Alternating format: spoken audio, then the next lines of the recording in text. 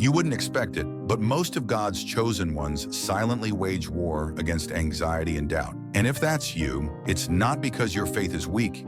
It's because your calling is weighty. The enemy doesn't bother tormenting those with no threat to the kingdom. He attacks the anointed with whispers that feel like your own thoughts, casting shadows over every step you take, every word you speak, every decision you try to make. You wonder how someone marked by God can feel so uncertain. But remember, even Elijah, after calling fire from heaven, collapsed under a tree begging to die. 1 Kings 19:4. Anxiety is the backlash of elevation, and the enemy uses it to poison your clarity and silence your boldness. You doubt yourself because deep down you know what's at stake, and it terrifies you. Chosen ones carry burdens others can't see, spiritual sensitivity that makes you feel everything deeply, perceive danger others miss, and question realities others accept. But your discernment, if not grounded in truth, can mutate into suspicion, overthinking, and spiritual fatigue. And here's the dangerous part. The higher the calling, the more silent the suffering. You've learned to smile through it, worship through it, and lead while bleeding,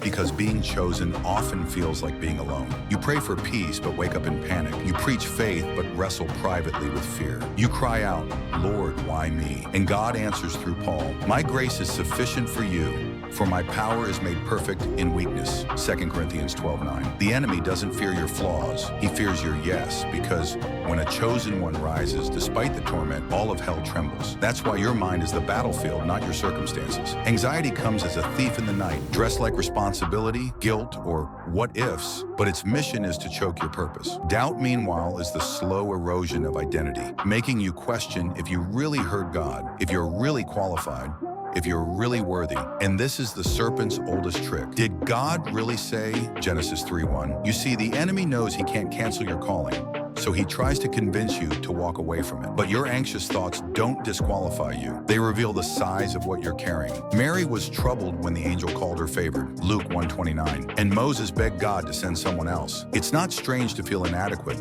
It's scriptural. The hidden battle is not proof that God is absent, but that you're being refined. Romans 8:28 isn't just a comfort verse. It's a war strategy. Even your sleepless nights and panicked mornings are being worked together for your good. So the real question isn't whether you feel peace right now, it's whether you'll obey despite the unrest. Because chosen ones aren't defined by how calm they feel, but by how surrendered they remain. You don't need to be perfect to be powerful. You just need to show up when fear tells you to hide. You are not losing your mind.